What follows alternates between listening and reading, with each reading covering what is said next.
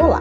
Hoje vamos falar a respeito do assunto estruturas e funções do sistema nervoso central e periférico. É um prazer ter você, aluno EAD, no aprendizado das estruturas e funções do sistema nervoso central e periférico. Por que é tão importante nós relembrarmos a respeito dessas estruturas e funções? Porque esse sistema é muito complexo e importantíssimo para o corpo humano e o seu funcionamento. Então, vamos lá? Uma breve introdução a respeito do sistema nervoso. Quando você lembra ou pensa no sistema nervoso e como ele conduz o corpo humano, o seu corpo, o corpo daquele paciente que você vai avaliar na sua área profissional, o que vem à mente quando você fala ou lembra do sistema nervoso?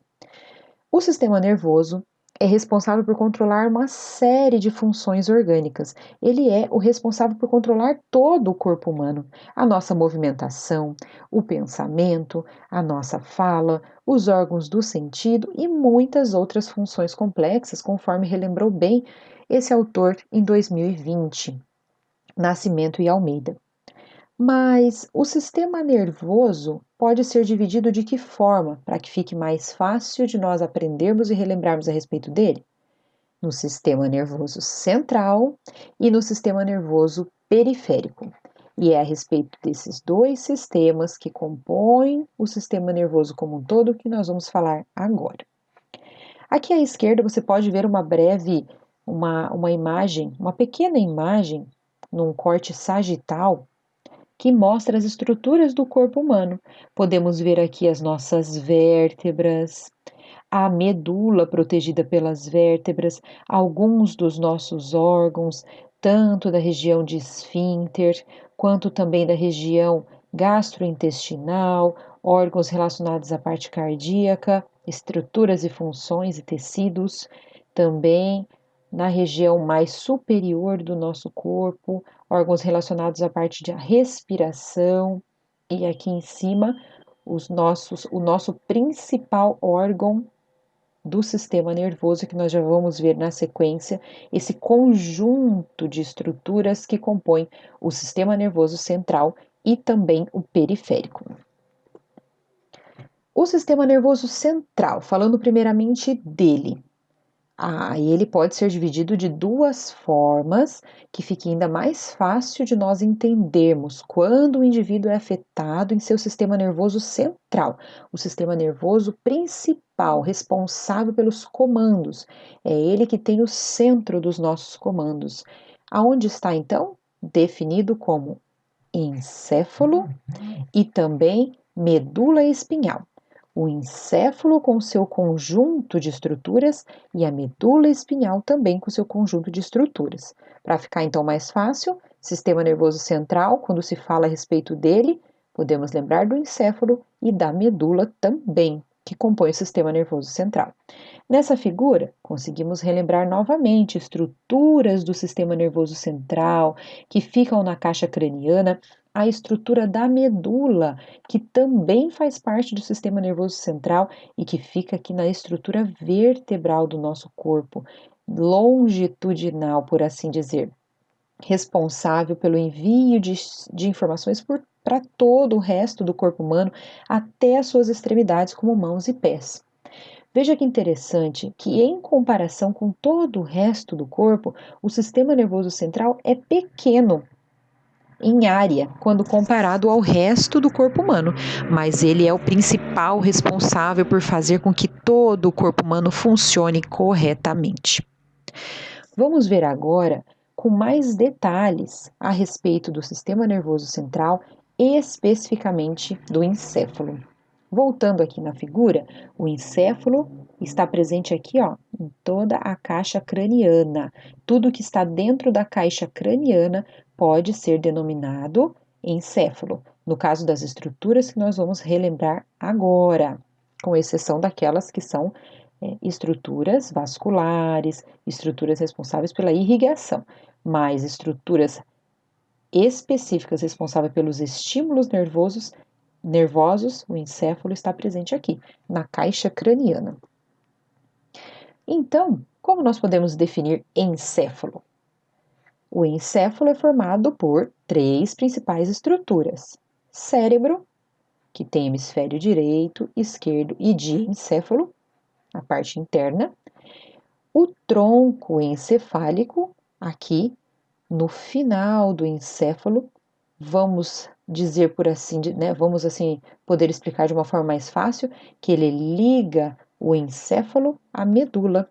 Já que dissemos na figura anterior que o sistema nervoso central é composto de encéfalo e medula, eles se ligam entre si. O estímulo gerado na região do encéfalo, ele é enviado para a medula, então existe uma conexão encéfalo-medula, que é nada mais é feita do que pelo tronco encefálico.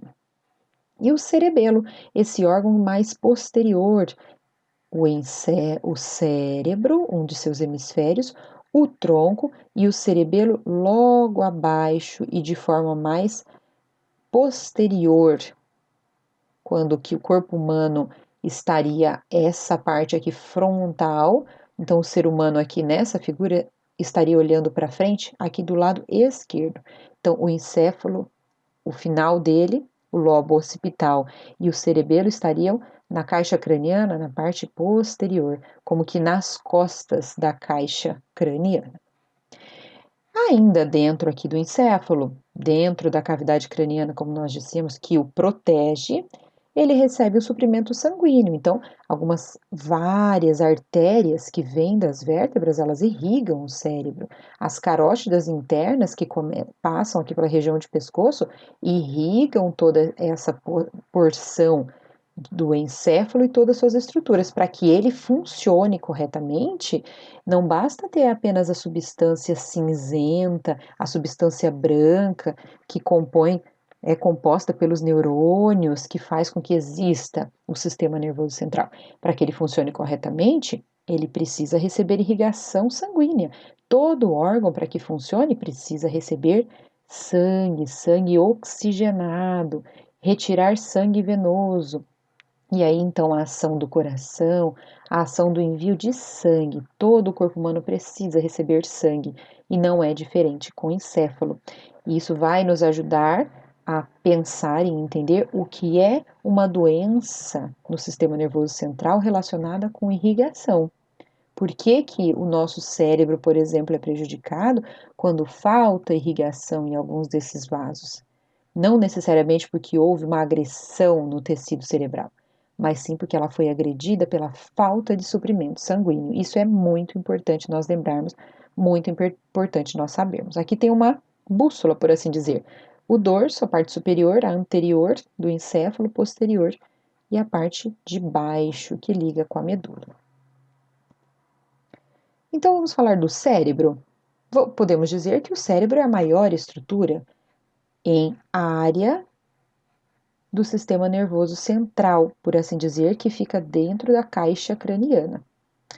A maior estrutura do encéfalo, a maior estrutura do sistema nervoso central, que está localizada na caixa craniana ou que faz parte do encéfalo, é o cérebro. Quando comparado com o tronco encefálico e com o cérebro é maior.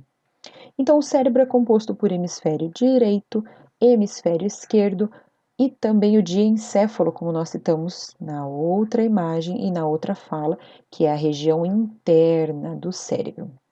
Eles são separados por uma fissura longitudinal e eles são envolvidos por uma camada chamada dura mater, que é de tecido conjuntivo.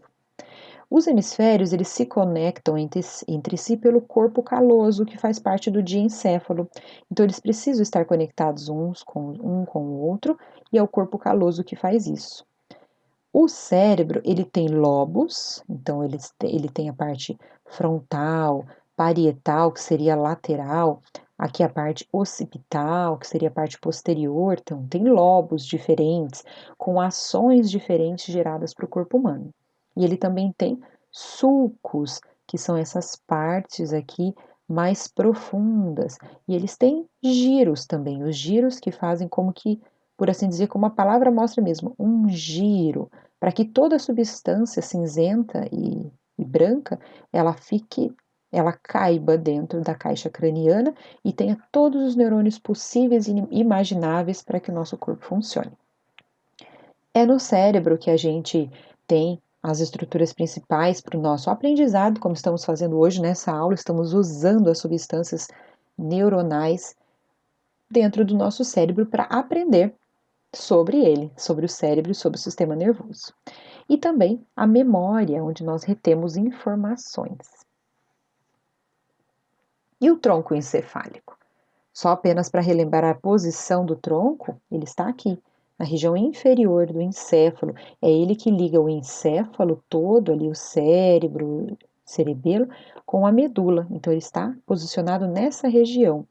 E quem faz parte do tronco encefálico? Três principais estruturas: o bulbo, a ponte e o mesencéfalo. Qual é a principal função desse tronco encefálico, que tem mesmo esse aspecto de um pequeno tronco? Ele tem a principal função de formar núcleos, os 10 pares de núcleos de nervos cranianos, os nervos principais ali pela nossa mímica facial, pela fonação, né, seria pela fala, a nossa deglutição, capacidade de se alimentar.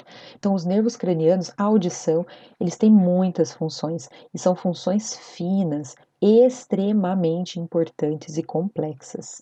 A função de enxergar, então, é do tronco encefálico que saem esses 10 núcleos de nervos cranianos.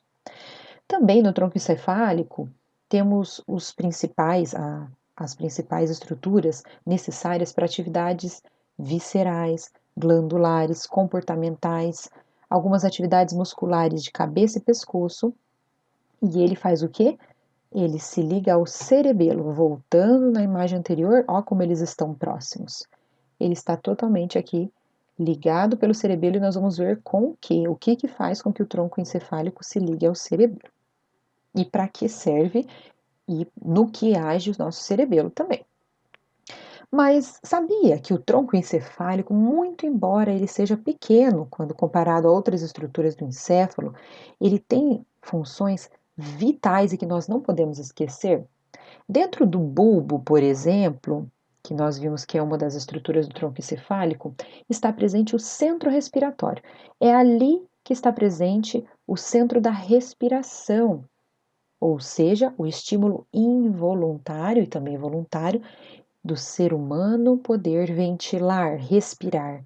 Então, essa ação da ventilação, do funcionamento dos músculos intercostais, aqui os músculos entre as costelas que eles precisam contrair e relaxar, o diafragma, como mostra essa figura, o diafragma, que é o principal músculo da respiração, ele também recebe o estímulo lá desse centro respiratório, para que as suas cúpulas possam também se mover para baixo e para cima, para entrada e saída de ar, e por assim dizer, a entrada de ar nos alvéolos, a difusão desse ar de gás carbônico para oxigênio, e tudo isso sendo essencial para a vida humana. Sabemos que no nosso sangue, esse sangue que é levado para todos os órgãos, precisamos ter o oxigênio necessário em percentual para que as nossas estruturas permaneçam vivas e funcionantes. Então, se alguém sofre uma lesão nessa região do centro respiratório presente no bulbo, que é uma das estruturas do tronco encefálico,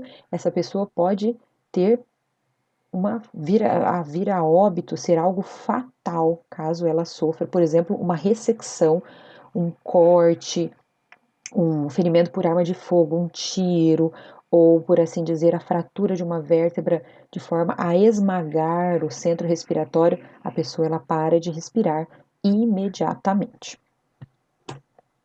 Outro detalhe muito importante ainda a respeito do bulbo que fica no centro encefálico, no tronco encefálico. Olha que interessante. Ali no bulbo existe uma decussação chamada decussação das pirâmides. Existem as pirâmides e o cruzamento das fibras motoras em forma de X ali na região do bulbo é chamado de decussação das pirâmides. É como se todos os estímulos do encéfalo, do cérebro ou das regiões encefálicas completas, esquerdas e direitas, elas se cruzassem ao enviar estímulos para a medula. Ou seja, tudo o que acontece de estímulos no lado do encéfalo à esquerda envia estímulos para a medula do seu lado direito, ou seja, é a parte do corpo direita que recebe estímulo esquerdo e vice-versa. Então, é contralateral esse estímulo, justamente por causa da decussação das pirâmides. É nesse momento que os estímulos ficam invertidos. Por isso, quando alguém sofre, por exemplo, um AVC, um AVE, um acidente vascular encefálico, nas regiões acima do X, acima da decussação das pirâmides, ele tem o lado prejudicado contrário àquela lesão. Então, sofri um AVC do lado esquerdo do cérebro, do encéfalo, eu vou ter lesão ou falta de movimento do lado direito. Da mesma forma, o contrário, sofri uma lesão do lado direito do encéfalo, a minha falta de força ou falta de movimentação e de sensibilidade será do lado esquerdo. Mas e se, por exemplo, a pessoa sofre uma lesão abaixo desse nível da decussação das pirâmides, na medula, por exemplo? Todo estímulo que acontece do lado direito da medula acontece exatamente para o mesmo lado da medula. Então, se a medula pode ser dividida em dois, do lado direito, predominantemente as lesões do lado direito vão afetar o próprio lado direito, e do esquerdo também da mesma forma, porque essa lesão aconteceu abaixo do X, abaixo da decussação das pirâmides. A partir daqui, da medula, todos os estímulos são feitos para o mesmo lado que a raiz nervosa está enviando o seu estímulo. Então, essas duas informações do você sabia, relacionadas ao bulbo e relacionadas às pirâmides, decussação, são vitais para que você profissional, você acadêmico, lembre-se desses pontos importantes para que você trate um paciente também com lesões neurológicas. Tem que se lembrar sempre desses dois detalhes, por isso foi colocado aqui, ó, no você sabia, como um ponto muito importante. Grave, e você com certeza vai utilizar essa informação também no seu questionário. E o cerebelo? Então, voltando lá na imagem para a gente relembrar ele, temos o encéfalo como um todo. Sua composição é de cérebro, tronco encefálico e o cerebelo logo aqui embaixo na parte de trás. Olha ele aqui posicionado. Para que serve o cerebelo? Será que ele é importante? Muito importante. As atividades relacionadas a equilíbrio do corpo estão localizadas no cerebelo. Os movimentos para serem precisos serem coordenados, por exemplo, o músculo agonista e o antagonista trabalharem da forma correta. Então, bíceps se mexe para flexionar o cotovelo, o tríceps se movimenta para estender o cotovelo, e você faz esse movimento, por exemplo, da rosca direta, rosca alternada, exercício de bíceps numa academia, ou por assim dizer, num consultório, num ambulatório, o paciente está fazendo esse movimento de uma forma coordenada, então é o é o cerebelo que está mandando esse estímulo de forma a ser um movimento corretamente coordenado e para que a pessoa se mantenha em pé ao mesmo tempo, que ela caminhe com equilíbrio, que ela corra com equilíbrio, que ela consiga fechar os olhos e se manter em equilíbrio. Então, o cerebelo faz parte do encéfalo e olha que interessante, o nome dele parece cérebro, né? Então temos o cérebro e o cerebelo, que significa pequeno cérebro, o cerebelo, porque assim como o cérebro, ele também tem hemisférios, direito e esquerdo, lobos frontais e também lobos posteriores e os sulcos, aquelas pequenas formações mais profundas no cerebelo. Então, se acontece um corte de de um cerebelo para estudo da anatomia, ele é muito semelhante ao cérebro, por isso o nome dele é cerebelo.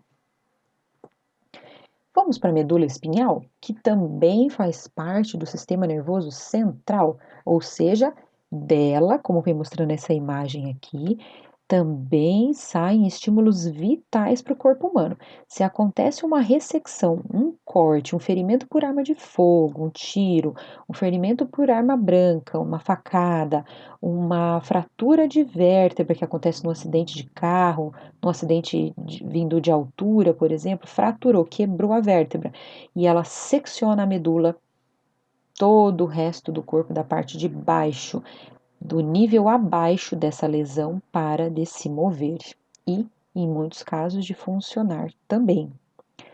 A medula está posicionada exatamente aqui, conforme mostra essa figura, com esses dois traços azulados. Ela está protegida pelas vértebras e não é sem motivo que ela tem essa proteção óssea, é para o motivo justamente de protegê-la. Ela é delicada, ela é o sistema nervoso central delicado que vai até o final do corpo humano. Por isso a gente pode se dobrar, estender, correr e ela não se lesiona com facilidade. Ela tem a proteção das vértebras. Então, ela está lá protegida por ligamentos, ossos, bem guardadinha entre as vértebras que vão lá da primeira, da C1 até a vértebra sacral e a região do sacro ilíaco, né? Então, o sistema nervoso central aqui, ó, relacionado à medula, ela está posicionada nesse formato aqui da figura e dela saem raízes nervosas, então. São essas raízes nervosas que vão mandar o estímulo para o resto do corpo. A medula envia o principal estímulo vindo do cérebro e do pensamento, ou de forma involuntária, como nós vamos ver, e é o par aqui de nervos que sai que vai mandar lá para o músculo tal, para o órgão tal, para o músculo da coxa tal, para o músculo do pé se mexer, que movimento que nós queremos que ele faça. Então, sai todos desses pares de nervos aqui das raízes nervosas, um a um, que saem dos seus forames, que são pequenos furinhos nas vértebras, para que os nervos saiam de dentro dela, a medula continue protegida e os nervos se direcionem aos locais que precisam receber estímulos. Então, essa é a medula espinhal. O sistema nervoso periférico, então. Então, se nós vimos que sistema nervoso é composto, vamos voltar lá no início só para relembrar a divisão. O sistema nervoso é dividido em central e periférico. Central acabamos de ver inteirinho. Então, encéfalo, composição do encéfalo completinha e medula. Agora vamos mudar de sistema nervoso? Vamos para o periférico. Sistema nervoso periférico. O sistema nervoso periférico, como o nome já diz, ele está na periferia do corpo, então ele está no final do corpo. Ele parte a partir da medula. Aquilo que sai da medula é o sistema nervoso periférico. E ele pode ser chamado de involuntário quando o ser humano, a pessoa, o animal, enfim, o ser vivo, não tem a intenção de realizar determinada ação, então é involuntário. Por exemplo, aquilo que o coração precisa fazer diariamente, que são seus batimentos, ele vem do sistema nervoso involuntário. Também a própria micção, na verdade, o filtrar, né? A ação dos rins, por exemplo, é uma ação involuntária. Depois, a micção, por assim dizer, é uma ação voluntária do ser humano, né?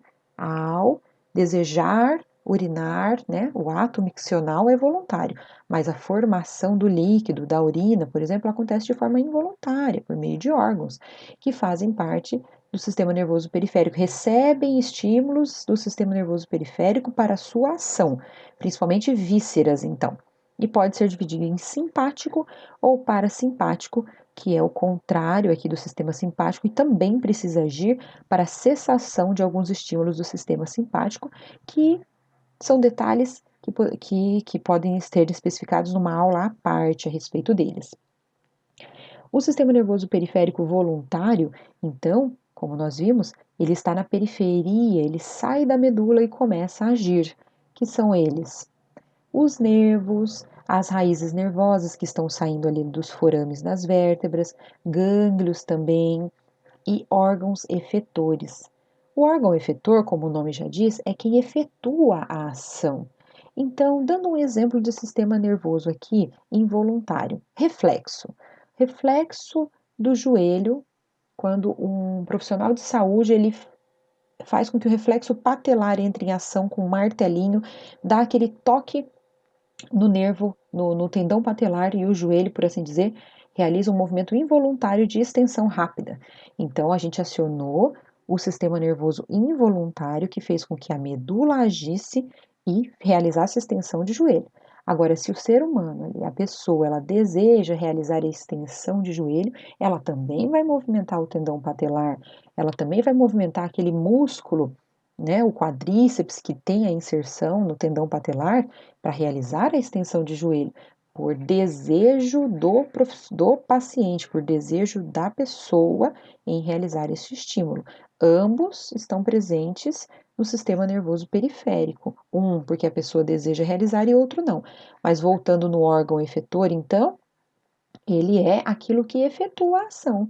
A terminação nervosa, que está presente naquele tendão, o receptor, né, que está presente também ali para realizar o movimento, a placa motora que liga o estímulo ao órgão, ao músculo, ao tendão. Então, eles estão presentes nas estruturas corporais. Algo precisa ligar o sistema nervoso central ao órgão efetor. Por exemplo, aqui um ser humano fazendo um alongamento, né? Ele está efetuando um movimento aqui de alongamento de tríceps, onde ele realiza aqui uma flexão de cotovelo, com a outra mão ele segura, faz com que esse músculo alongue. Então, o desejo desse homem em realizar este movimento foi enviado do cérebro para a medula e da medula para as raízes nervosas que finalizaram sua ação lá nos órgãos efetores, nesses músculos todos do braço que precisam realizar tanto estes movimentos do lado direito como os do lado esquerdo, em puxar o lado direito. Então, a partir disso, está sendo efetuada uma ação. Esses pequenos órgãos que ficam aqui no final do corpo humano, realizando a ação que o sistema nervoso central deseja. Então, é a partir daí que existe a ligação estímulo enviado para estímulo e movimento realizado.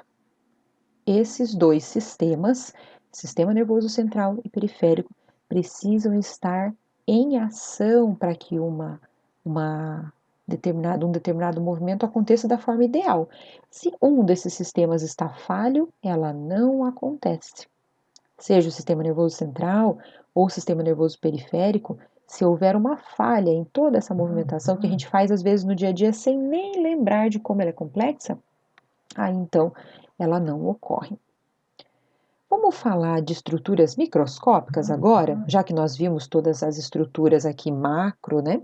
Nós vamos falar um pouco sobre as estruturas macroscópicas que estão envolvidas no sistema nervoso central e também periférico. O neurônio é o neurônio com todas as suas estruturas, dendritos, os axônios, terminação nervosa, que faz com que aconteçam os estímulos necessários lá dentro do sistema nervoso. Então, se fosse colocado um pedacinho de cérebro, um pedacinho de medula num microscópico, de forma a ver o que acontece ali dentro, que é o que esses cientistas fizeram, aí a gente vai detectar que ali existe um neurônio, é a unidade básica do sistema nervoso. Um neurônio como esse começou a se perder, começou a ser queimado, por assim dizer, porque a estrutura nervosa sofreu alguma agressão, aí a partir dali aquela célula como que morreu, ela não consegue mais dar o estímulo que ela precisa. E o estímulo aqui, nós vamos ver que ele é tanto elétrico quanto químico. Olha só que interessante o que diz a frase. O sistema nervoso ali, o neurônio, ele por meio de uma alteração elétrica faz com que a membrana que receba essa alteração elétrica passe esse impulso nervoso de uma para outra, de uma célula neuronal para outra. Elas ficam enviando estímulos entre si rapidamente de forma microscópica. Quando isso acontece, é que estão acontecendo as sinapses. Olha que interessante essa figura aqui das sinapses acontecendo. É eletricidade mesmo dentro do sistema nervoso central. É divino, é algo realmente complexo e que precisa acontecer e acontece todo o tempo, estejamos nós acordados ou dormindo. Então, é uma ação elétrica microscópica essencial para a vida do corpo humano. E está dentro do sistema nervoso. Mas será que então são só ações elétricas? São só as sinapses que fazem com que os neurônios se liguem uns aos outros? Não. É necessário também uma ação química. Precisam estar presentes nessas estruturas neurotransmissores. Então, são neurotransmissores químicos, substâncias químicas mesmo, como serotonina, ocitocina, dopamina, acetilcolina e outros, muitos outros neurotransmissores que fazem acontecer esse estímulo nervoso, o neurônio funcionar. Vamos supor que uma pessoa tenha déficit de uma desses neurotransmissores, começou a ter déficit de dopamina. A gente vai ver nas próximas aulas que doença que gera ou é gerada por um déficit de dopamina. tem baixa dopamina, começou a ter ausência, não adianta ter um braço com músculos ideais, com tendões sem lesão, não adianta ter a intenção se o neurônio lá, a célula básica, não tiver neurotransmissor para realizar o envio de informações, a pessoa adoece também. Então, as doenças nervosas, ou seja, as doenças no caso aqui, o atendimento relacionado à parte neurofuncional são essenciais para o corpo humano. Se a doença, se ela não acontece da forma ideal, vem acontecer uma doença, por assim dizer. Então, nós podemos agora, antes da gente resumir, voltar um pouquinho aqui para relembrar também sobre as estruturas aqui do sistema nervoso, tá? A nossa aula é sobre, lembre-se do tema, não é só sobre estruturas, mas é estruturas e funções do sistema nervoso central. Então, vimos algumas imagens, vimos sobre a divisão do sistema nervoso central, encéfalo e medula. Perceberam que o encéfalo é composto por 3 estruturas? Vimos quais são elas. O cérebro, que é a mais falada das estruturas do encéfalo, muitos se lembram dele erroneamente. E no passado se falava muito que as pessoas afetadas elas tinham tido um AVC, que é um acidente vascular cerebral. E é claro que muitos pacientes eles vão ter mesmo um AVC, um acidente vascular cerebral. Mas às vezes o acidente vascular, ou seja, a vascularização que estava passando por ele, que estava irrigando, relevando sangue para o cérebro, ela houve ali uma alteração, ou de rompimento, ou de uma isquemia, uma alteração. Nós vamos ver nas próximas aulas, especificamente na próxima aula, sobre que doença, né, que doenças estão relacionadas com essa parte de falta de vascularização. Se acontecer no cérebro, por assim dizer, é uma doença vascular cerebral, é o chamado AVC.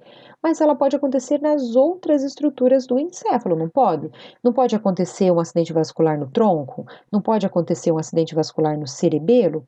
Então, aí sim a gente chama de acidente vascular encefálico. Por isso que a nomenclatura AVE tem sido bem utilizada também. Lembrem-se dessas duas estruturas, aliás, dessa estrutura, o bulbo, dentro do tronco encefálico, e mesmo sendo microscópica, sendo uma região pequena, é importantíssima. E responsável pela respiração, no bulbo nós temos o centro respiratório, houve uma lesão nela, é fatal. A decussação das pirâmides, que faz com que a gente entenda plenamente o porquê que quando a pessoa sofre a lesão de um lado do encéfalo, o lado afetado no corpo é o lado contrário. Saibam, acadêmicos que estão assistindo essa aula, saibam explicar o porquê disso. A função do cerebelo, que também pode sofrer um acidente vascular, é o acidente vascular encefálico cerebelar. O porquê que quando acontece no cerebelo, existem algumas complicações bem específicas, nós vamos ver também na próxima aula. E a medula? Que tipo de lesão que pode acontecer numa medula? E se acontece essa lesão, como que a pessoa ela demonstra isso? Como que a pessoa fica, por assim dizer, quais sequelas ela apresenta? Também é importantíssimo nós nos lembrarmos e lembrar, grave a imagem da estrutura na sua mente, acadêmico, né? Lembre-se disso, né? Aluno aqui de graduação, lembre-se daquilo que estiver aprendendo, lembre-se da anatomia na sua mente, para que você possa sempre entender o que está acontecendo com aquele ser humano, com aquele indivíduo que você está assistindo ali, que você está avaliando, que você vai atender. Tá? O sistema nervoso periférico é muito importante que a gente lembre que muitas coisas podem acontecer nele.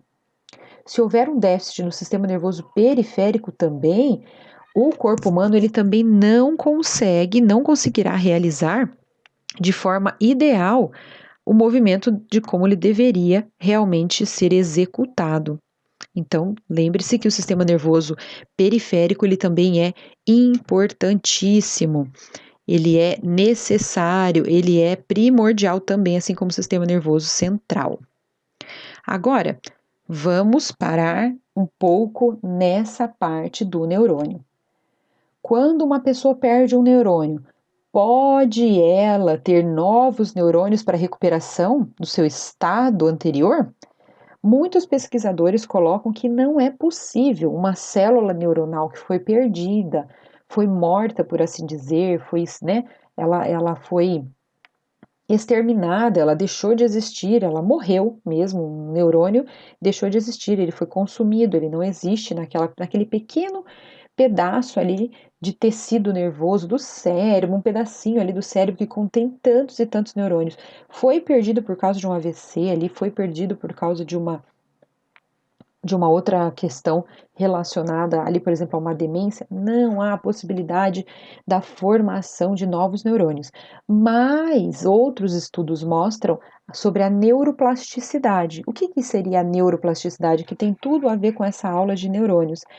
A neuroplasticidade, que nós vamos ver também em outras aulas, nada mais é do que a capacidade do corpo em encontrar outros caminhos e outros neurônios, por assim dizer, ao redor do neurônio perdido, podem realizar as funções que esse neurônio estava realizando e então o tecido cerebral, o tecido nervoso do sistema nervoso como um todo, vamos falar de forma genérica, ele pode encontrar caminhos alternativos e a formação desses neurônios se adaptar para que o corpo humano consiga realizar os movimentos desejados.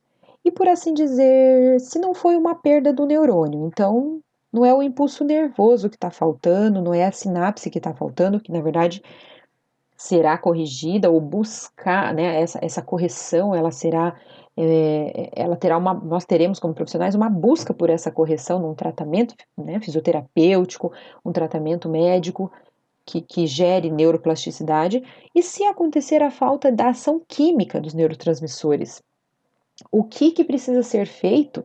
É básico nós analisarmos o seguinte: faltou neurotransmissor, faltou no corpo humano algo químico, rapidamente nós devemos nos lembrar e pensar no seguinte: é só a ingestão, né, por assim dizer, de alguns, vamos supor, alguns alimentos que tenham e facilitem a formação desses neurotransmissores, ou o próprio neurotransmissor, por assim dizer, ser ingerido ou ser adicionado ao corpo de uma certa forma, né, a mais, ser adicionado ao corpo em formas de medicamentos ou substâncias injetáveis, de qualquer forma que seja necessário, apropriada e indicada por um médico, a pessoa vai então receber novamente, vai receber uma correção química desses neurotransmissores, né? E nós vamos ver quais são as principais doenças que podem ser ocasionadas por causa desse neurotransmissor.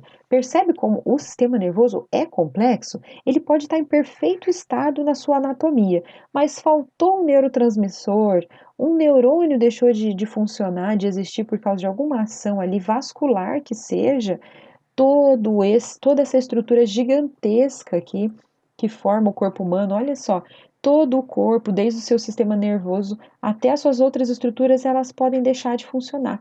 Então, o sistema nervoso, ele é essencial. O corpo humano é muito complexo. Ele precisa estar com todas as suas ações em perfeito estado para que seja necessário, que seja possível um ser humano viver com qualidade de vida. E é nessas ações que nós profissionais acadêmicos graduandos entramos. A gente precisa entender do funcionamento do corpo humano, como fizemos nessa aula, para ter capacidade de atender alguém, de assistir alguém na área da saúde. Resumindo, vamos lá então ver os nossos últimos slides dessa aula. O sistema nervoso é o responsável por controlar funções orgânicas como movimento, pensamento, fonação, órgãos dos sentidos, muitas outras funções complexas, visão, audição, olfato, tudo. O sistema nervoso é responsável por meio dos seus neurônios tão complexos e milhões e trilhões de células neuronais. Ele é dividido como? Sistema nervoso central e sistema nervoso periférico. O central é formado pelo encéfalo e pela medula. O encéfalo, por assim dizer, é formado pelo cérebro, tronco encefálico e cerebelo, outras 3 estruturas, cada uma delas com suas particularidades.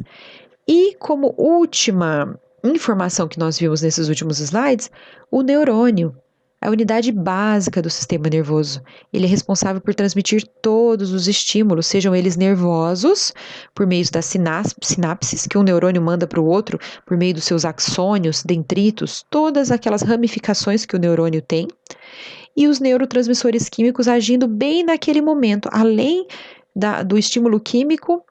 O estímulo elétrico ainda tem que ter química, tem que ter neurotransmissor químico para um estímulo passar para o outro neurônio, para esse neurônio funcionar, para esse neurônio fazer com que esse estímulo caminhe por toda a medula, pelas raízes nervosas, pelos nervos, pela placa motora e chegue num músculo, por exemplo, e esse músculo faça o movimento acontecer. Isso tudo em milésimos de segundo. Então, o corpo humano é maravilhoso, é complexo e nós somos profissionais que precisamos entender dele para atender perfeitamente ou buscar atender da melhor forma possível, um ser humano também. Coloquei aqui algumas referências bibliográficas, fica a dica de leitura também para esses artigos científicos e livros também da Biblioteca Pearson e esses outros livros colocados aqui também como dicas de leitura desta aula das estruturas e funções do sistema nervoso. Muito obrigada por ter chegado até o final dessa aula, espero que você tenha gostado e nós nos vemos nas próximas aulas também aqui da Educação à Distância.